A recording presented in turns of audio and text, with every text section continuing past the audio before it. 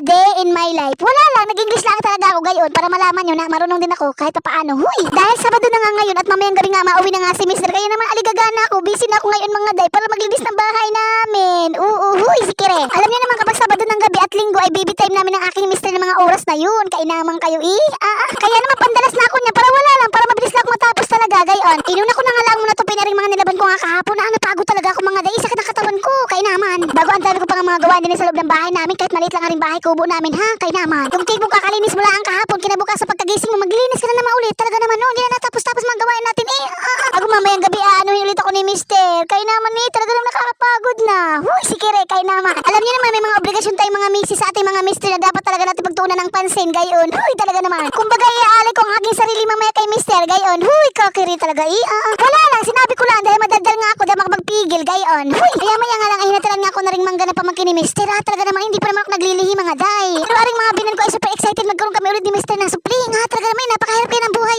Yung ultimo panty ko nga din na nga ako makabili-bili bago magdadagdag pa ako ng anak napakahirap talaga ng buhay kaya naman. Bago may nag-request pa sa akin na pag bumili ako ng panty dapat na kulay green din para terno daw doon sa brief ni Mister. Kaya naman talaga siyempre mabili ako no kapag meron akong pera bago sasayawan ko si Mister ng oops kitty oops every time see you gayon baga. Huy, kakire. Wala lang, napapakanta lang talaga ako dahil alam niyo naman ako singer. Huy, si Pili. Dahil mauwi na nga si Mister mamayang gabi kaya naman aring kumot na puti na lang ay sinapin ko din sa aming higaan. Wala lang, gusto ko lang talaga gayon. Huy, si Kire. Para maiba naman ang kulay kapag nakita niya aring aming higaan. Oo, gayon nga. Kain naman ang kalandi Dapat kasi hindi ko naayusin na rin aming higaan dahil mamayang gabi guguluhin din naman namin ni Mister. Alam niyo na may gagawin kami na hindi ka nais. Kumbaga ay maglalaro kami ng apoy sa gitna ng gabi. Oo. Huy, kakiri nito Wala lang, sinabi ko lang dahil madaldal nga ako dahil makapagpigil gayon. Ari lang talaga yung routine ko araw-araw din sa bahay namin talaga namang walang katapusan ng mga gawain.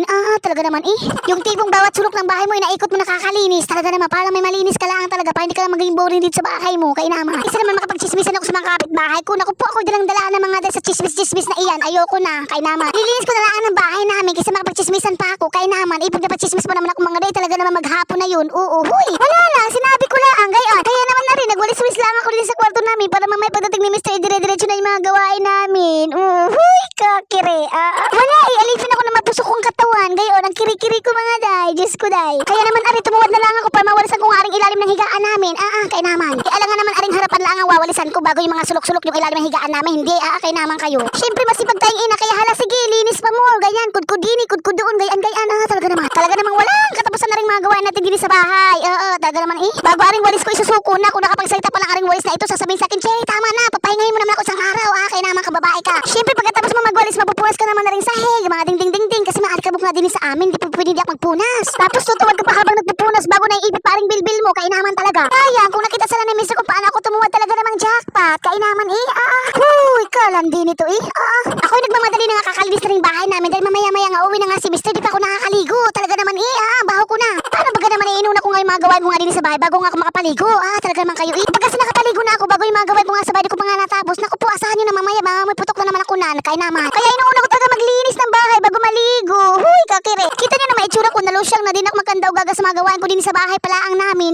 Kahit na napakalit lang na rin bahay kubo namin, napaka-busy ko talaga sa mga gawain bahay palaang talaga. Napaka-hectic na aking schedule. Huy, si Piling, kaya naman. Alam niya naman ako isa kong butihing may bahay na may halong kiri sa katawan. Gayon. Siya hanggang dito na lang muna mga deday, mawalis pa ako sa labas ng bahay namin. Bago hinahapo paring marin yung kaka-voice over. Talaga naman Tapos mahiligo pa ako bago dumating si Mister. Pero wala lang, para mabango na talaga ako. Gayon, para pag amoy niya sa akin, wow, honey, ang bango mo. Kain naman ang kakire Hanggang dito na lang mga dad. Maraming salamat sa panonood. Paalam. Mahal ko kayo kahit makire talandi ako.